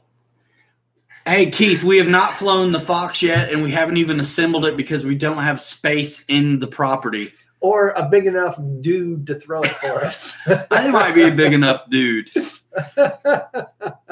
have not flown it yet. If you're leaving, guys, thumbs up on your way out. We appreciate it. Yeah, I do, man. Vintage Moto X. If you're in Canada, you can't fly many places day or night. Thanks for coming by here, though, Tom. This is your first time, like you said, man, this is 22 weeks in a row of this fantastic hangout where we talk about all things RC. If you learn something, that's great. Sometimes you just have fun. We're good for whatever you guys need from us, really. Yeah, Dave's RC really nailed it. I didn't answer about flying the Fox because we haven't. We just received it, and we wanted to uncrate it. This is an uncrating because it's so big. The box was wood. We had a nail puller to get it undone and a breaker bar. Yeah, Tom, thanks, man. You can always catch up on past shows, too. They exist on a playlist called Podcasts and Live Streams. Most of it's just BS and hanging out. BS stands for Bovine Science, by the way. Bovine Science. But there's some really good interviews, actually, too, on the show, especially early on. Hal Roofner, out of the lounge, support the cause. Flight Rats, peace, Ryan and Mike. Catch you next week. See you later, Hal. Thank you. Man, thank you, man. Love to see you. Just about finished mine, says Matthew Coleman. Already knew how to crimp the wire. So far, so good. I'm 6'3", 265. I'll throw that sucker, says Fred Barron. we get Dennis Farley, give it a toss too, man. Would be okay. So fun. Man, wing weighs just like a 1,400 millimeter plane all by itself. The tail is like man, 1,100 millimeter plane, just the horizontal. We might have to put a bigger wheel on here so we can take it off just prop style. Yeah. Or dolly. I wonder if you could make a dolly for it, a carriage. Put some wheels on the stand. The cruise-in stand. I'm telling you. Put some wheels on it. I don't know why you couldn't. I know it. When it's ready to fly, it'll come off. John Knopp says you could use the wing spar as a weapon. That's true. Yep. We're going to play baseball with it later, stickball with the kids. Keith said, yeah, the Petrinchik brothers just received a Fox. Yes, I saw that. I'm sure they will be flying it as soon as they can. Did anybody get that FMS Cub themselves yet? We just got one last week and flew it, and it was awesome. But I'm curious as to what battery other people might be using, and if they noticed that the book didn't call out for any flap to elevator mix, but we played with that and showed you all about it in the videos that are coming out forthwith. So far, we're at like 10% down elevator mix with flaps, and we're flying the book throws, but they're very, very docile, which is fine depending on your skill level. Waiting to get the FMS Kingfisher instead, says Eric Rogers. Cool, man. Keith says the Swiss Cup. No, the PA-18, 1,700 millimeter STOL capable 4-cell power Cub from FMS. Big 6 1/4 inch tires, articulated spring landing gear. So fun. We had a blast with it over the last couple days, and it's got lights and stuff. Very cool. And I think it's super affordable. Isn't that thing under $250, guys? Can one of you guys tell me? Alberto late, just checked in. Did you fly your F-22 with the FMS EDF, and how did you like it? Yes, and yes, and yes. You know, I already knew how slow I could get that plane with the stock power, and then I put in the lighter 12-bladed FMS EDF, and I'm like, yo, I'm over here by a school. The kids are out because of the holidays, And I flew my big 90 millimeter F-22 with the FMS setup for the first time twice at a little school parking lot. And it was fantastic. I didn't even get it out of the car today because we were working up the Cub again. And I wanted to shake down the Yak 70 millimeter since I had repaired it. And then we flew the some other stuff.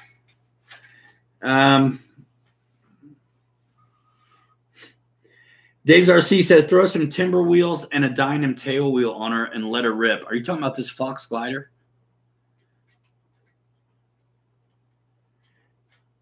'50s in Indiana tomorrow. Definitely going flying, says Brian Chambers. You're in Indianapolis, aren't you? So, yeah, Alberto, flew it. I would say that I can conservatively with a B, conservatively get an extra minute out of that flight on that plane. John, it's definitely more efficient. I mean, if you watch you want to see how the FMS 90 millimeter power system behaves right now, watch our Scorpion video. That's got the stock, FMS 90 millimeter power plant in it. And we're going to take the F-22 out again and show you what we get out of the FMS system. I don't think it does any more really, maybe for speeds, probably about the same, but it's way more efficient though. I love getting more flight time out of jets. I think we all think 3 minutes is where it's at, but you can get more. We've been blown away with the 70 and 80 millimeter inrunners. I mean, it blows my mind. And they're lightweight too, right? So, I mean, yeah, they're not metal shrouds, but they made them to fit, and they're tuned really nice, and they all sound super good and balanced. If you're going to put an FMS 90, though, in a free-wing jet, you've got to be prepared to do the work because it cannot be out around when you install it. I bought one that had been used out around, and I could tell because it was scuffed up inside even before I did the same thing too. So, yeah, Eric, biggest bang for the buck right now, cheapest upgrade if you're willing to do the work. We're going to do some JP fans from RC Jetworks. Those take a little bit of modification as well, probably not as much. And the fact that they have metal shrouds means it's a little less critical to be perfect with the fit.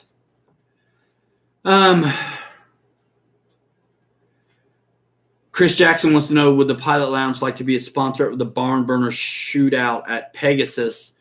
We would like to know if you'd want to be a sponsor of us. That's in June or July. It's too soon to say. I think we might be wrapped up with some other events that we go to. I know we're doing Jet Jam. Definitely going there. And we're Jetworks is sponsoring our trip to Jet Jam. And we're going to bring the Pilots Lounge on the road. Guys, make plans now to hang out with us. We're going to do the RC Pilots Lounge live and there. So it may not even be a Saturday. Surely one of the days will be a Saturday, but it's liable to be a Thursday, Friday, Saturday. We're going to be capturing footage, interviewing you guys, meeting and greeting, flying, hanging out. And I think right up there behind the Air Boss, sounds like we're going to have a pretty sweet setup for Jet Jam this year, thanks to Robert Bellamini and efforts from Andy at RC Jetworks, who has facilitated that. Last summer was cooking, and I'm sure anybody who was there would have been glad to have been in the shade up there in the pits waiting your turn, right? Mm-hmm. It was hot. Dave Kolwischke's coming to Jet Jam with the wife. Fantastic. Nice. Andrew, you got to come and stay a little bit longer this time. You were there long enough to completely demolish your F-14, and then leave. Get a signature, and then bounce. Yeah. So you got to stay longer this time, okay? And I think, oh yeah. Hey, there it is. Yeah, but I'm missing about that much. Hey, has anybody crashed FMS BAE Hawk really bad and has the gear doors for the nose gear they want to give me? I didn't crash mine, but I Honestly, I swear I just was going too fast when I opened the gear because I haven't had any incursions with that plane. But I noticed I'm missing one half of my landing gear. Guys, man, this is how it goes, man. This show just keeps getting longer and longer. Dave's RC, do you guys have any idea when more F-22s will be back in stock? I have no idea. Jet Jam is in southern Indiana, very tip-top of Kentucky. There's lots of information on RC Flight Deck, which is like an application online where people register for events and say, hey, I'm going. Also, RC groups and Hobby Squawk forums. I'm sure there's a thread for Jet Jam. It's a good time, man. Yeah, Andrew, you got to come with some when you got some more time to the Jet Jam and bring some square batteries this time. I was so scared. His batteries look like ours. They were just round, you know. I was talking to, I think it was Jason Rigney today. He reached out asking about RC Jetworks batteries, and I was like, yeah, man, they're fantastic. He was asking about there's a 72 or 7300. I was like, what are you going to put that in? Anyway, we talked about that earlier in the show. But rumor has it these days, a lot of guys are putting the A10 80 millimeter setups in the free wing F-14 and loving it. Keith asks if EDFs are allowed at Jet Jam. Yes. Yes. About 90% of them. It's the EDF Jet Jam. Yeah. So it's preferred. You know what I mean? I don't remember any turbines there at all. Maybe after hours kind of thing. I thought there was at least one. Yeah. Can't remember. We had a blast there. Sean, is it Sean Gallagher? You're not Sean from Jetworks, are you? What's his last name? You remember Sean's last name? I don't think it's Gallagher, do you? No. Man, he was the best air boss ever, wasn't he? Dude, man, when Sean was calling it, it was like it was real. It was the real deal. The place was class act, dude, with the spotters and the air boss. Mm-hmm. And the other kid who was calling did a fantastic job. So did the other guy who was doing it, not as often, but he had Crow. Remember, he had the Celerons set up on his A10, and he was shaking down the mix on that. That was the neatest thing. What's up, GB Linden? Kowalski loved that big DC-10. Yeah, that was cool. Jet Jam, I believe, is in June. It's usually the week before Neffy and Muncie. Or after. Sometimes it's the same weekend. I hope it's not, because those are the two. Blake and Sam were the other guy's names. Sam was the guy with the A10, and Blake, I knew it was with a B, was the other guy, the younger guy who were doing air boss. So Sean Gallagher, that's you then. Yeah, that's him. Sean, what's going on? Hey, every day, me and Mike have been out lately. We've been working up these FMS BAE Hawks, haven't we? Yes. We talk about you every day. Like every day we fly it, no matter what the wind's doing. We're like, I always say, man, I know why Sean liked his so much. I know why Sean liked his so much. I know why Sean liked his so much. Today was kind of windy, so just lucky to shoot touch and goes. But yesterday it was calm. I was flying with a 4,000 pack, and I had a lot of nose offs the whole way, dude. You would have been proud, man. We had fun. Jet Jam, ladies and gentlemen, if you appreciate landing, taking off, rollouts, scale, long, smooth, beautiful pavement, and with the scenery that's unobstructed, that place is fantastic. Sean, we were just calling you out for being like one of the best air bosses ever. That was so fun. All of you guys, Sam, Blake, Sean with RC Jetworks made it a very class act event. It was so fun. Awesome, Sean. Good to see you here. Now I know that's you. You've probably popped in before. Sean says he's got 201 flights on his Hawk now. Wow. First time he's hit 200 flights on any plane. Andrew Williams says, finest RC park I've ever seen. Patrick says, love your channel, GB Linden. Check out GB Linden's channel if you haven't, people. Roughly how long is the runway at Jet Jam? If I remember right, I think it's like 800 feet. Isn't it? 7,000. No. It's at least a mile and a half. Me and Mike didn't know what to do. Yeah. We fly on what? I said, this thing's so big, I don't know how to land on it. We fly on what, 280 feet? Yeah. And so we just landed right in the middle all the time, didn't we? Well, not me, because I wasn't so used to landing a mile and a half away from me.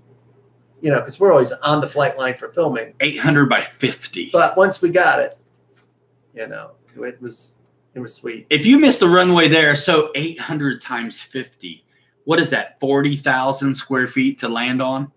We've got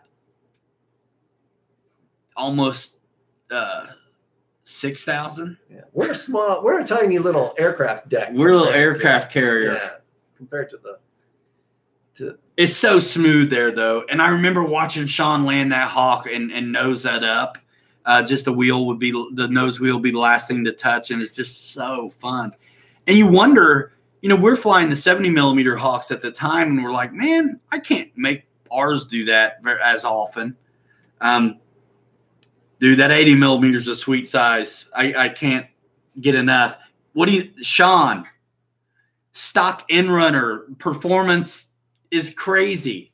I mean, it's not like blister the paint off it fast, but the efficiency kills me dead every time.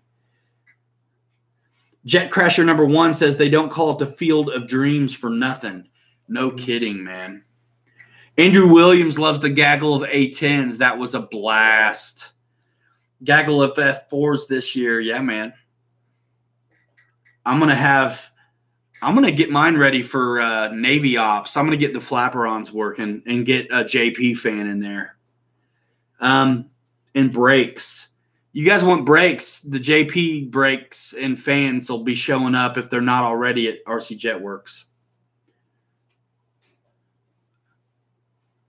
GB Linden, I'll answer for Sean, man. It's the FMS one we're talking about.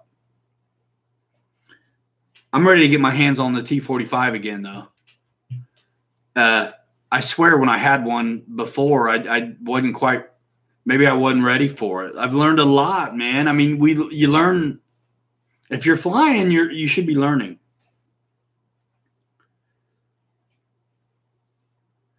Do you ever use any smaller packs, Sean? He's talking about flying the 6,000 the 6S 5000, which is fine in there.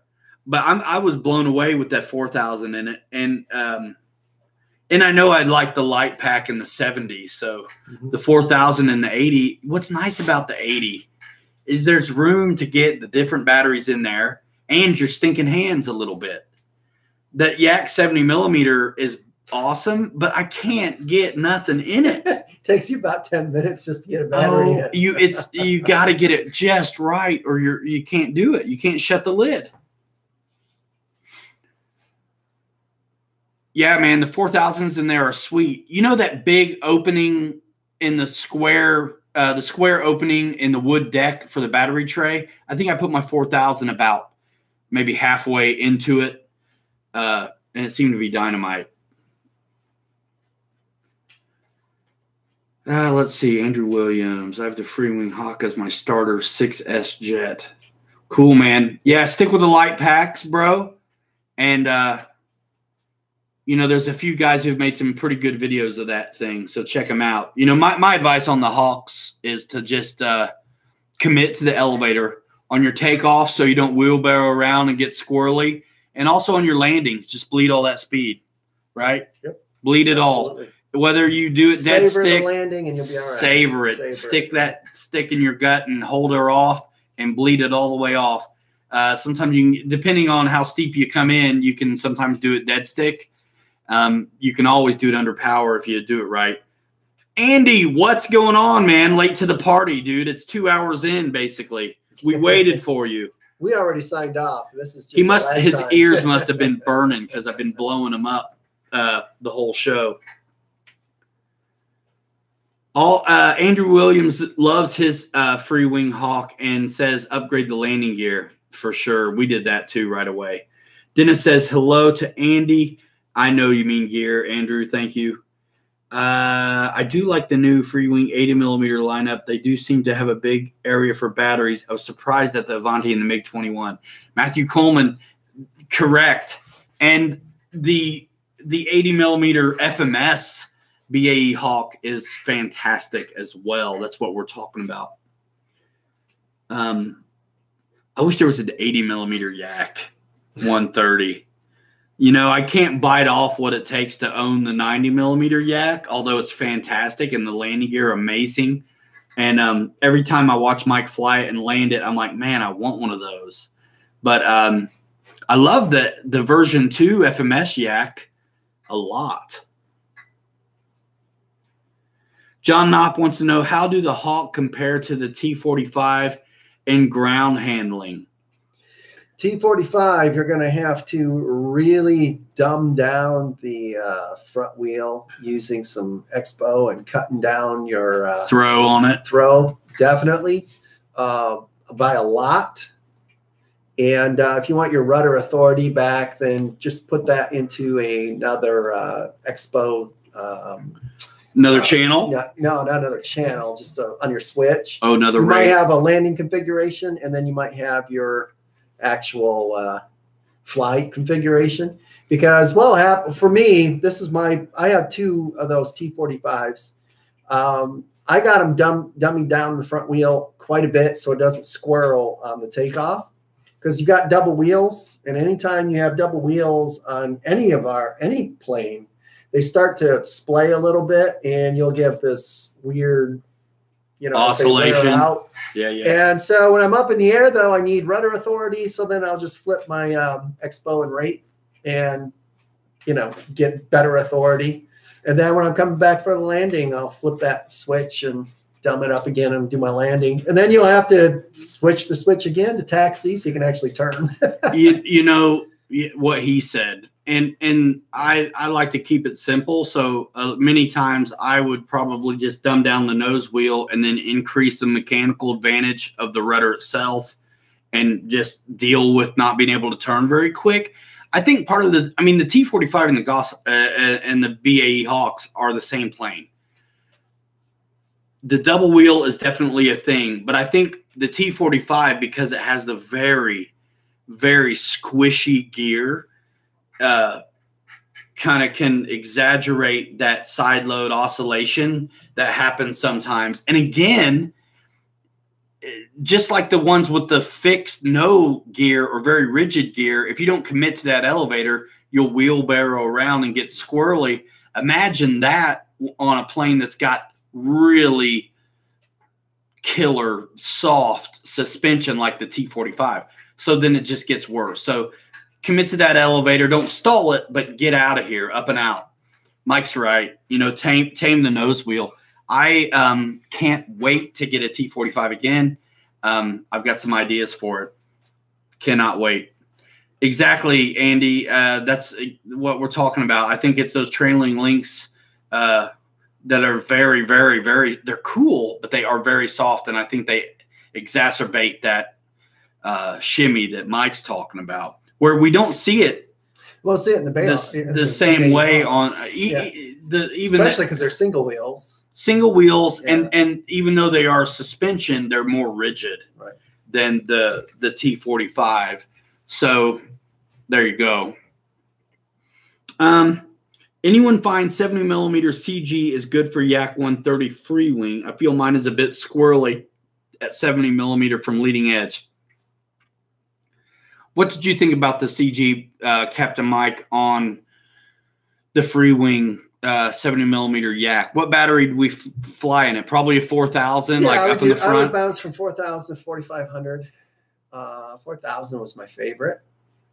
And as far as CG, I'm not sure where the plate, what it was CG in at, but I would have to look in the cockpit to see where my marker is at for the battery. Hey, Andy, what 8S did you fly today, dude? F4?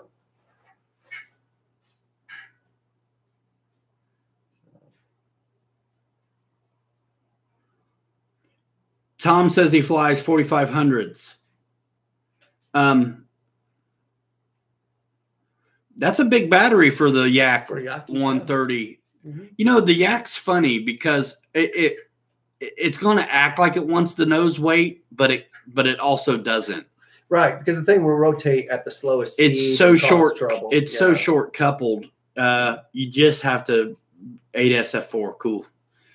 RC Jetwork style, I'm sure. Yeah, man. Goodness sakes, man. We're going on 2 hours. Man, what are we going to talk about next week? We'll have flown the glider by then, hopefully. We'll have some more videos out. We got to get some stuff done. We've got a backlog still. If you see our arms looping like this, it's because we each screw it. We'll be in body casts or something. Let me check the stats real quick here.